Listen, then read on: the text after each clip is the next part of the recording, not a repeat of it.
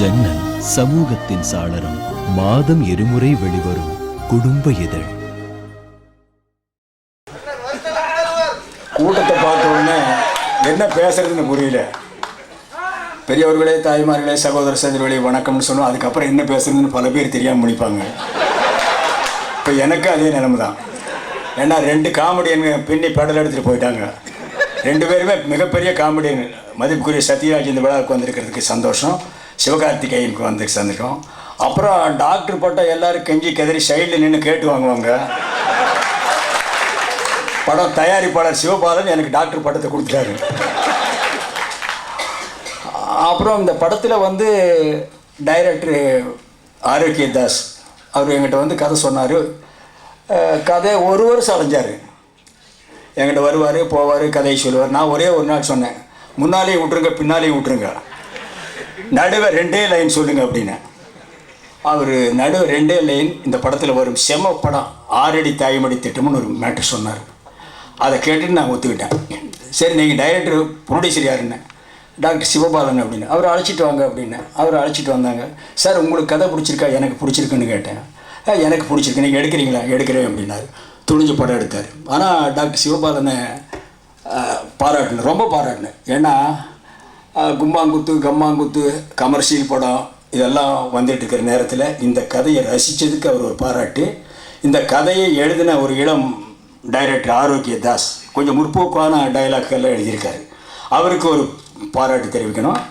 அப்புறம் music director K, அவர் பேருக்கு தகுந்த மாதிரியே கேட்குற மாதிரி இசையை போட்டிருக்காரு.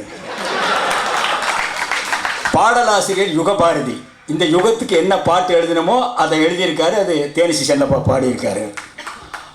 அப்புறம் பார்த்தீங்கன்னா மற்ற நடிகர்கள், கேமராமேன் ஒருத்தர் கருப்பையான்னு பேர் தான் கருப்பையா, படத்தை கலர்ஃபுல்லாக எடுத்திருக்காரு. அப்புறம் இந்த படத்தில் டான்ஸ் மாஸ்டர்னு பார்த்தீங்கன்னா சங்கர்னு ஒருத்தர். எனக்கெல்லாம் ஆடவே வராது. ஆடிட்டு இருக்கும்போது பக்கத்தில் இருக்கிற பொம்பளைங்களை காலை மிதிச்சிடுவேன், கையை மிதிச்சிடுவேன்.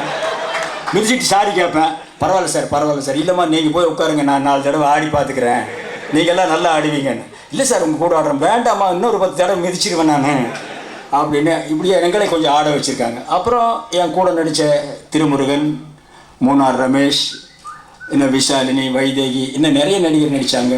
அவங்களுக்கெல்லாம் ஒரு தேங்க்ஸ் சொல்லிக்கிறேன்.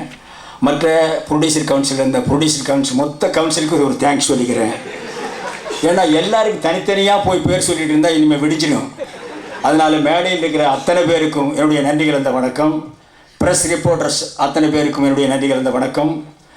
என்னோடு ஒர்க் பண்ண நடிகர்கள், டெக்னீஷியன், மியூசிக் பார்ட்டி அத்தனை பேருக்கும் ரசிகர்களுக்கும் ஒரே அடியாக ஒரு வணக்கம் சொல்லிக்கிறேன். ஏன்னா ரொம்ப நேரம் சத்யராஜ் பிச்சை எடுத்துட்டார். அதே மாதிரி சிவகார்த்திகேயன் பேசிட்டார். இதுக்கு மேலே நான் காமெடி பண்ணால் எடுபடாது. ஏன்னா படத்தில் வேணால் காமெடி பண்ணிக்கலாம். இந்த படத்தோட கதையை சொல்கிறதுனா 2 மணி நேரம் எடுத்த படத்தை யுகபாரதி 2 லைனில் சொல்லியிருக்கார். விவசாயம் இல்லைன்னா உலகேதுடா, உயிரேதுடா. பல கட்டடங்கள் உருவாக வயக்காட்டை அழிச்சாங்க. இதுக்கு என்ன அர்த்தம்? விவசாயம் நாட்டில் அவசியம் தேவை. விவசாயம் இல்லைன்னா நம்ம உயிரே இருக்க முடியாது, நம்ம உயிரோடு வாழ முடியாது, சாப்பிட்ற தன்னத்தை வச்சு சாப்பிட முடியும். அந்த விவசாயிகள் அழியக்கூடாது அப்படிங்கிற ஒரு புரட்சிகரமான கதையை எடுத்திருக்காங்க. இது ரொம்ப பாராட்டுக்குரிய விஷயம். ஆனால் அந்த விவசாயிகளுக்கு அந்த மண்ணு தான் உயிர், உடல், மானம், மரியாதை, பேரு, புகழ் எல்லாம். அந்த மண்ணை அவன் விட்டுறக்கூடாது. அது 1/4 ஏக்கராக இருந்தாலும் சரி, 1/2 ஏக்கராக இருந்தாலும் சரி, 3/4 ஏக்கராக இருந்தாலும் சரி, அதில் தான் அவன் வாழணும், அதில் தான் அவன் விவசாயம் பண்ணணும். ஐயா, ஒரு வருஷம் இல்லாமல் விளையில அதனால் நிலத்தை வித்துட்டேன்னு சொல்லக்கூடாது. ஒரு வருஷம் விளையிலன்னா அடுத்த வருஷம் விளையுங்க.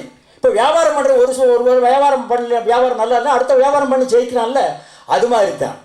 இந்த விவசாயிகளை சந்திக்க வர்றது யார் யார் தெரியுமா? அரசியல்வாதி, ரியல் எஸ்டேட் ஓனர்கள், கார்பரேட் கம்பெனி, தொழிலதிபர்கள். எதுக்கு வர்றாங்க? தூக்கம் விசாரிக்கவா, இல்லை சந்தோஷம் கண்டவா? அந்த நிலத்தில் 1/4 ஏக்கராவது ஏதாவது வாங்கிடலான்னு தான். அந்த இடத்துல தான் விவசாயிகள் ஏமாறக்கூடாது. அப்படி ஏமாந்து இடத்த சில பேர் ஏமாந்து காசைப்பட்டு வித்துடுறாங்க. அந்த இடத்துல பெரிய கட்டடம் ஆகிடுது. இப்படி ஒவ்வொரு விவசாயிகளும் விற்று கட்டடம் ஆகிட்டே போனால் அப்போ நம்ம எதை சாப்பிட்றது? விளைநிலம் எங்கே இருக்கும்? அது இருக்கக்கூடாது. விவசாயிகள் விவசாயியாகத்தான் இருக்கணும் அப்படின்னு சொன்ன படம் தான் இந்த 49O. இந்த 49O இந்த விவசாயிகளை பற்றி சொல்கிற கதை நம்ம ஊர் விவசாயிகளுக்கு மட்டுமல்ல, எல்லா ஊர் விவசாயிகளுக்கு சொல்கிற கதை. அது மட்டுமல்ல, இந்தியா விவசாயிகளுக்கு மட்டுமல்ல, அது இங்கிலாந்து விவசாயியாக இருந்தாலும் சரி, அமெரிக்கா விவசாயியாக இருந்தாலும் சரி, ஆப்பிரிக்கா விவசாயியாக இருந்தாலும் சரி, விவசாயி தான். அதில் என்ன ஒரு சேஞ்சு? அமெரிக்காவில் ஜீன் பேண்ட் போட்டு விவசாயம் பண்ணுவோம், நம்ம ஊரில் வேட்டி கட்டிட்டு விவசாயம் பண்ணுறோம். அதுதான் சேஞ்சு. அது நெல் விளை வைக்கிறவனாக இருந்தாலும் சரி, கொள்ளு விளை வைக்கிறவனாலும் சரி, கோதுமை விளை வைக்கிறவனாக இருந்தாலும் சரி, உலகத்தில் எந்த மூலையில் ஒரு விவசாயின்னு ஒருத்தர் இருந்தானோ அவன் நிலத்தை காப்பாற்றணும். அப்போ தான் மக்கள் வயிறார வாழ முடியும், வயிறார சாப்பிட முடியும். அதுதான் 49 No. அந்த 49 No படத்துக்கு இது பலதரப்பட்ட மக்கள் பார்க்குறாங்க. இதில் சொல்லுவாங்க ஏ கிளாஸ் படங்க, பி கிளாஸ் படங்கன்னு. இது ABCDEFG வரைக்கும் பார்க்கலாம். இல்லை, எல்லா கிராமத்துக்கும் பிடிக்கும், சிட்டிக்கும் பிடிக்கும். அப்படிப்பட்ட படம் தான் 49 No. 49 No this best movie. இது ஒரு நல்ல படம், எல்லாரும் பார்க்க வேண்டிய படம்.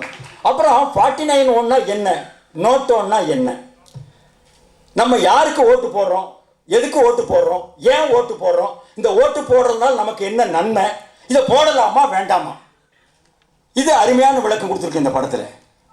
இதுதான் 49 No. 49 No this is best movie. இது ஒரு நல்ல படம், இது எல்லாரும் அவசியம் பார்க்க வேண்டிய படம்.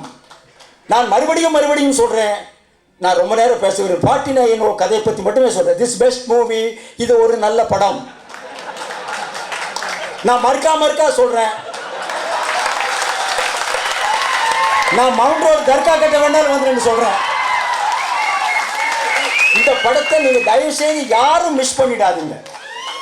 இந்த படத்தை நீங்கள் அவசியம் பார்க்கணும், ஃபேமிலியோடு பார்க்கணும். ஏன்னா எல்லா அம்சமும் இருக்குது. எல்லா அம்சம் ஏன் இருக்குன்னா, இது ஒரு மினிமீல்ஸ் சாப்பிட்ட எஃபெக்ட் இருக்குது இந்த படம்.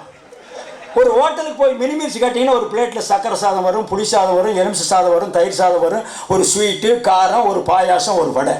இதெல்லாம் மொத்தமாக சாப்பிட்டா என்ன டேஸ்ட் இருக்குமோ அந்த டேஸ்ட் இந்த 49 Noவில் இருக்கும். ஆக மறுபடியும் நான் சொல்கிறேன், ரொம்ப நேரம் பேச விரும்புகிறேன். 49 No this is best movie.